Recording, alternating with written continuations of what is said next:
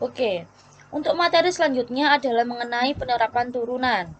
Ada 4 secara umum, menentukan nilai percepatan dan kecepatan, menentukan persamaan garis singgung atau PGS, menentukan limit tak tentu, dan menyelesaikan kasus maksimum atau minimum. Kita akan membahas satu persatu. Yang pertama mengenai kecepatan dan percepatan. Jika diketahui S sama dengan Ft, kita tahu bahwa S adalah jarak, maka V atau kecepatan sama dengan turunan pertama dari jarak. A yang merupakan percepatan adalah turunan pertama dari kecepatan. Dengan contoh, diketahui jarak S meter yang ditempuh dalam waktu T detik oleh benda yang jatuh dinyatakan dengan rumus S sama dengan 4T kuadrat. Hitunglah kecepatan jatuhnya benda pada saat T sama dengan 5 detik.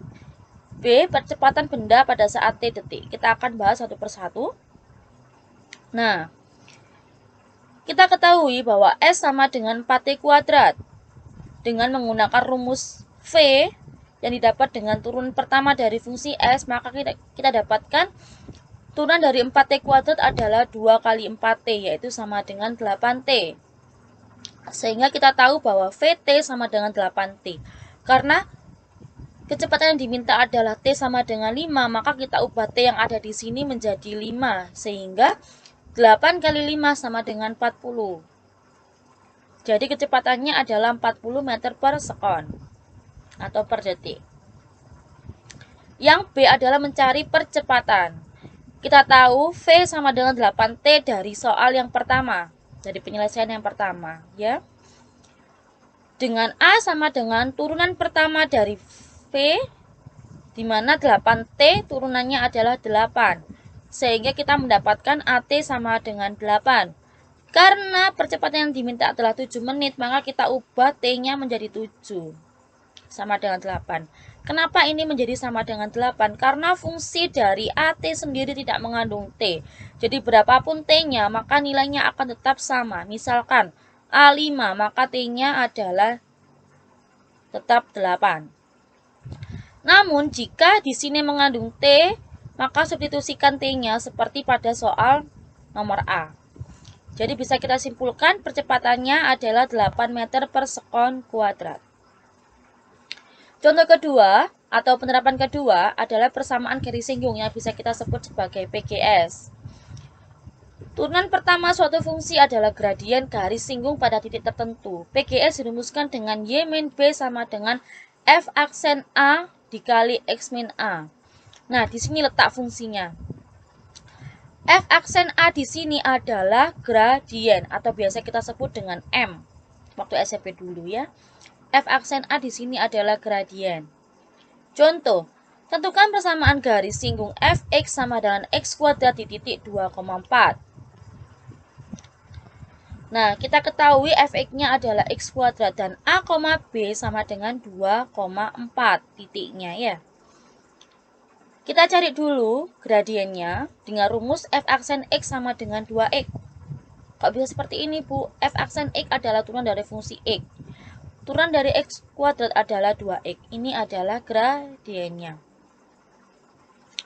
Jadi gradien garis singgungnya adalah F aksen 2. Kenapa F aksen 2? Karena di sini sudah sangat tertera jelas.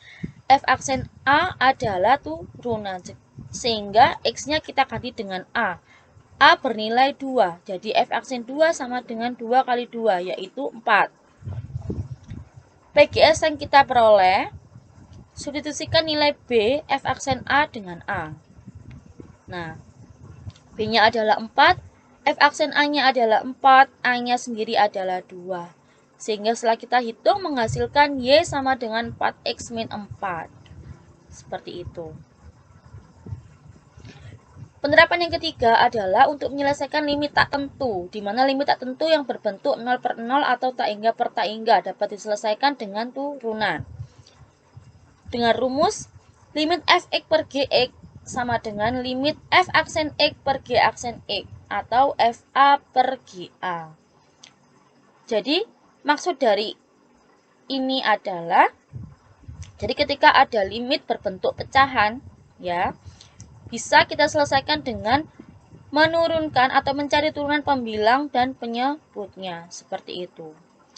Untuk keterangannya, tambahan keterangan ya maksud saya. Jika nilai yang didapat pada turunan pertama masih berbentuk tak tentu, maka turunkan kembali fungsinya atau cari turunan kedua. Saya berikan contoh di sini untuk bagian A.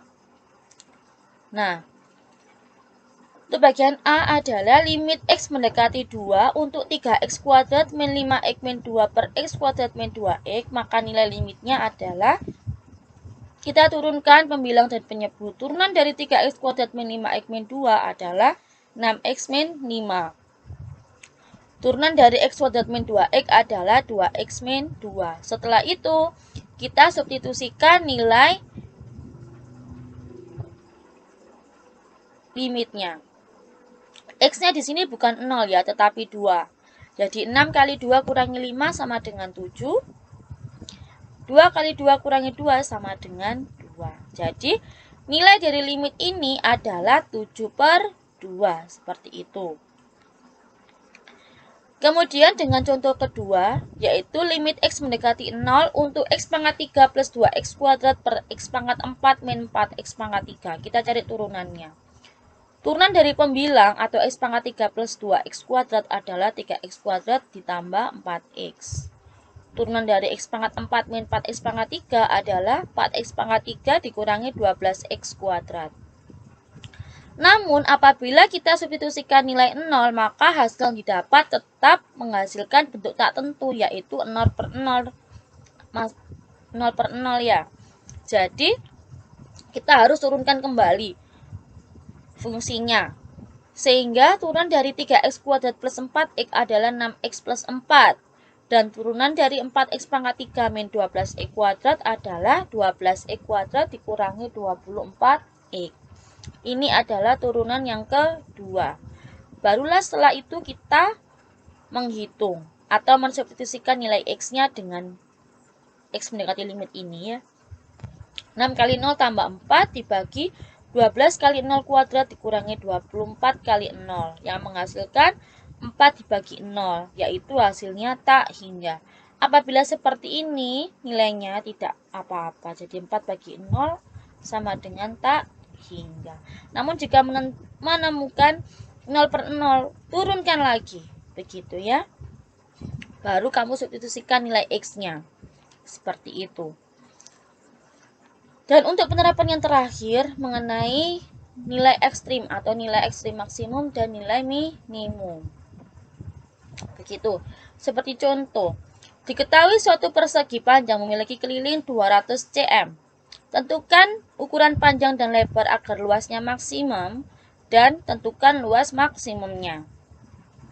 Nah, misalkan P adalah panjang dan L adalah lebar. Kita lihat situasi dan kondisi dari soal ya.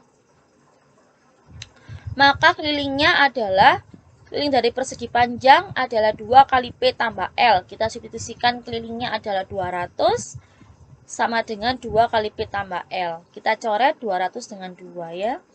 Menghasilkan P plus L sama dengan 100.